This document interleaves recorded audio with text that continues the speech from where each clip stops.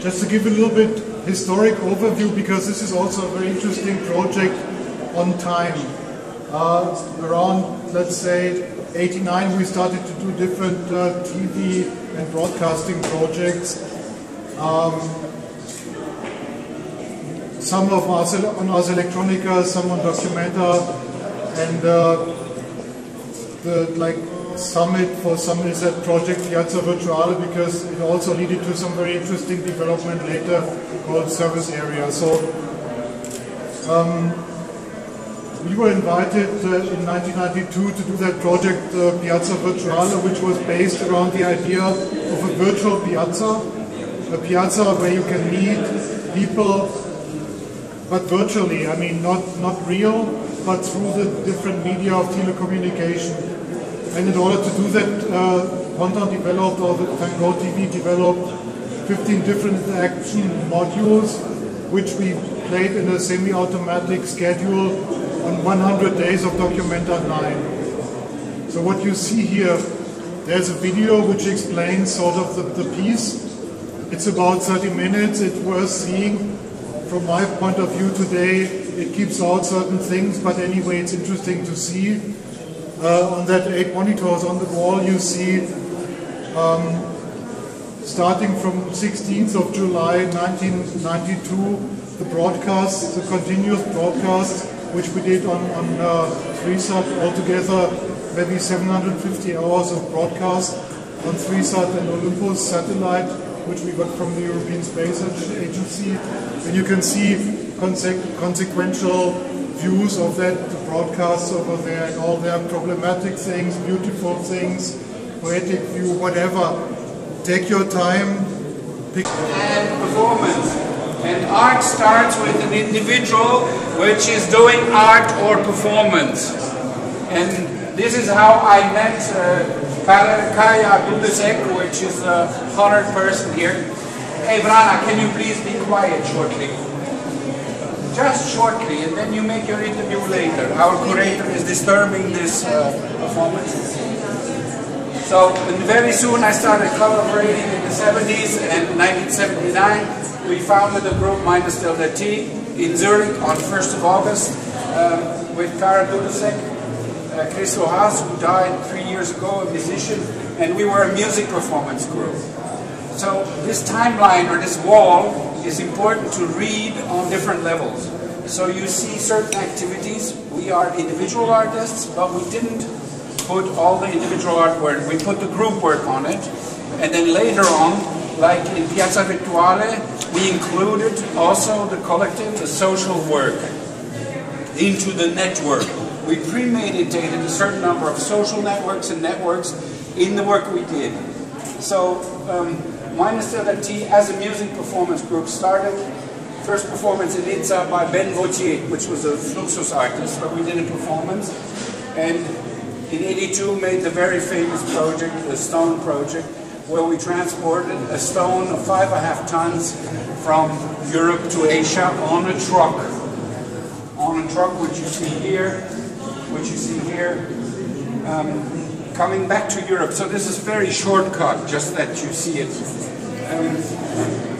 In the reading of this wall, you have to also see the red and cross timelines. It shows you the reference of what happened at that time. For example, 1979, the Pope, Afghanistan, and Iran. Then the first advertising, Macintosh. GPS was invented. Then we made the atelier, the mobile art project, the performance project of taking the stone from Europe to Asia. We came back to Europe, and so we didn't want to make exotism. We said, okay, we make a transparent public atelier. So we had a bus, or we had a container city where people would come and they could produce. It was a production problem at that time because you had kind of systems, video systems, which are extremely heavy, where the domination of the production was by the state and people who said, if you want to touch the material, you have to be like this, like this, like this, like this. So independent production was not possible. So today, I take my iPhone and I make a film of you. But at this time, U-matic, for example, Pneumatic was a machine of 20, 30, 40 kilos. And it cost a lot of money. So we were looking for possibility to create ateliers. This was radio station at Documenta 1986, which was a pirate radio station, and it became a sculpture, a sound sculpture, as a permission in a time where you didn't have private TVs or radios. And in this class house, we made the first chat. We made a modem chat connected with the well in San Francisco or other places. So it was a premeditation connected to performance, having 4 or 5 radio groups connected here. The bus, then we were invited to the book fair in Frankfurt, do a radio show on poetry, on art. Then we made the first pirate television at the Media Festival in Osnabrück. So we called it Van Gogh, because Van Gogh was clear for every normal person. Bourgeois, Van Gogh is an artist. Not at his time, but for us it was the level we said, okay, we were producing the festival officially. In our bus we were producing shows, and in the night we were pirate transmitting. So it wasn't official. So the state was paying for us to be part of a media festival, but they didn't want us to transmit, because at that time we didn't have private stations there. So we continued with the radio project, the foundation of the lab.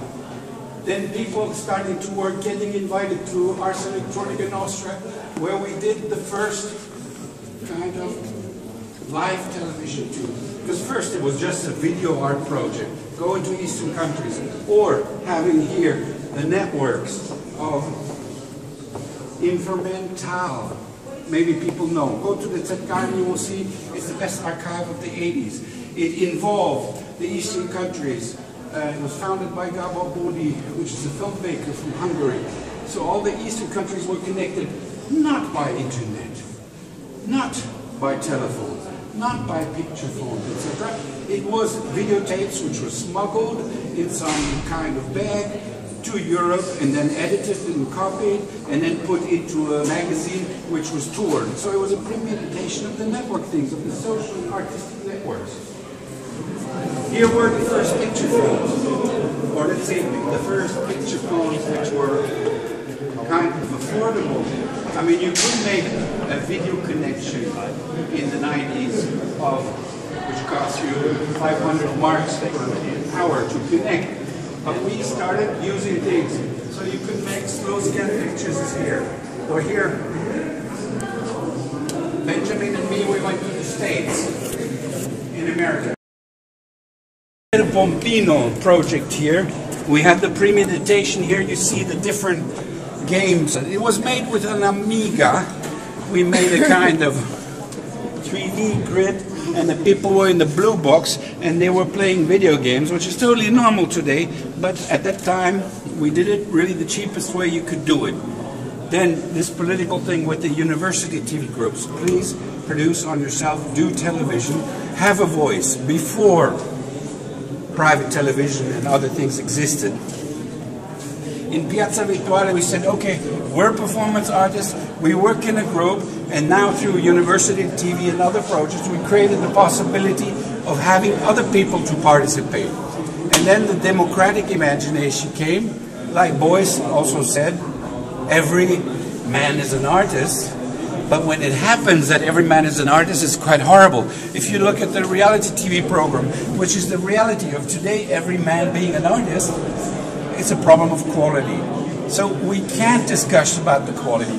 And Piazza Virtuale at the beginning, when we were connected, all the intellectuals and the philosophers, they were saying, this is shit, this is not art. Because for 3 weeks the people were saying, oh, hello, am I on TV? Hello, am I on TV? And for 3 weeks we had this permanently. So all the intellectuals and everybody was saying, this is art? But people just identified. But the people had to learn, and they had the possibility for 3 months to learn. And then the things started changing. Not in a representative project of 1 or 2 nights, and then you do an interactive program and everything happens. You have to learn how to work with this media, and the people had to work. And this was the whole team of the people. The Piazzetta in Prague, or here in Riga. The mobile telephones, for example, the connection from Riga to the central in Kassel, we had to ask for a connection. We had to ask for connection, and you waited for 18, 20 hours. This is things you don't imagine today anymore, what it meant to have to wait for a telephone connection for 18 or 20 hours. Some of the other people here know. But then we got a sponsor. You know. And then we got a sponsor by Motorola and Balcom. Okay, it was €5 per minute at the beginning. But we got it sponsored, so this connection was made here in a public space. So we could use a mobile phone, transmit faxes, have a chat, and have live telephones. And we had people demonstrating in front of this kind of tent, or here in a public space, here in Paris, here in Vilnius. This is the team in Kassel. This is the robot camera, so people could phone. The whole thing, for example, which you can do with iPhone today, and we developed a touch tone, so you could direct, for example, the robot camera, you could paint, you could communicate, you could make music by touch tone, everything which was a premeditation.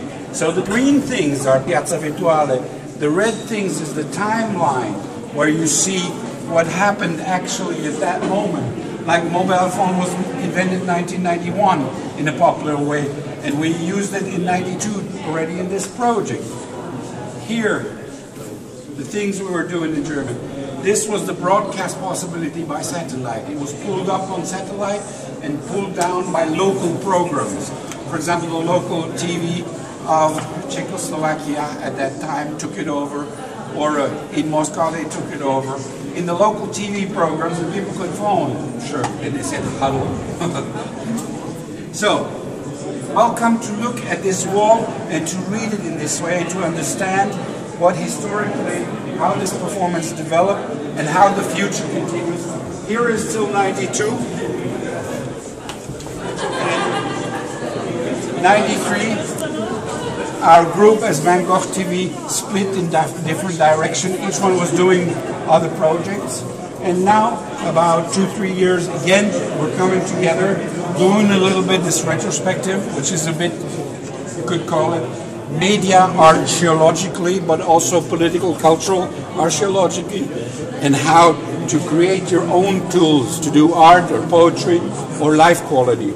And on this level, just to finish now, because people want to talk, you can have private discussions with all four of us.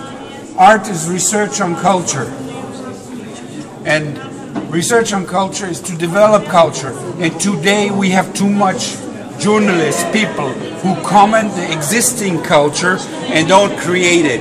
We want to create prototypes. This is a prototype, and through politically correct and the commercial situation we have today, people do less and less prototypes. They comment and they do things which is easy.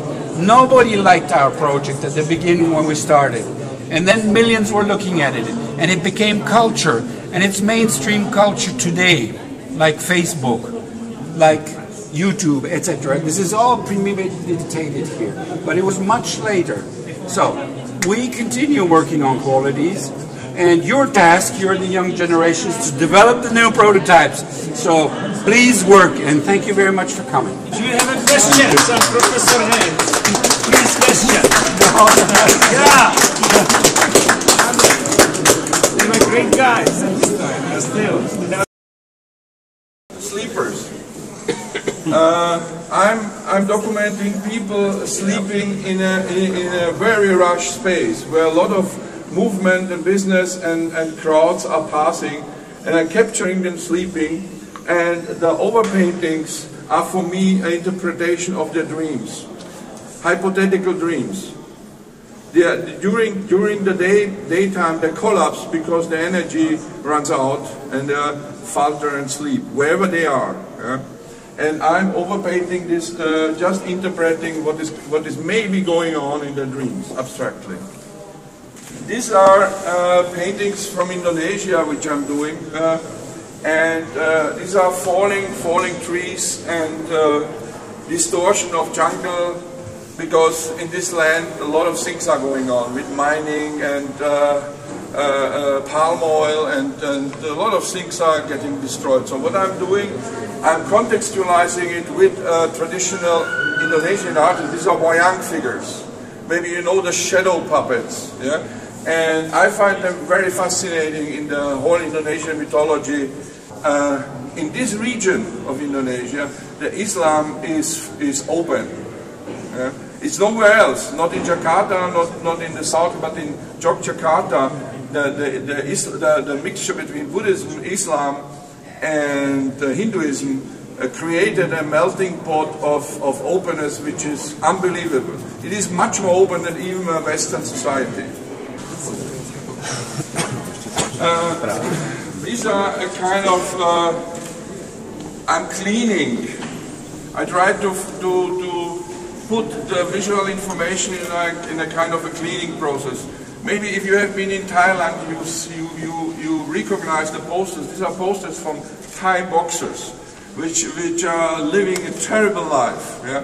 They're just selling their body in this whole criminal world, and they're disembodying themselves till you see the sad faces. These faces are not happy. Yeah? So what I'm doing, I'm painting their bodies away. They're disappearing, and just the faces remain. And for me, it's a kind of, as well, the material is important, the oil. It is not acrylic and it's not color. It's not watercolor, it's oil. It's a total different coating of a surface. And oil protects differently the surface, which I interpret as body, towards that figure which is in that picture.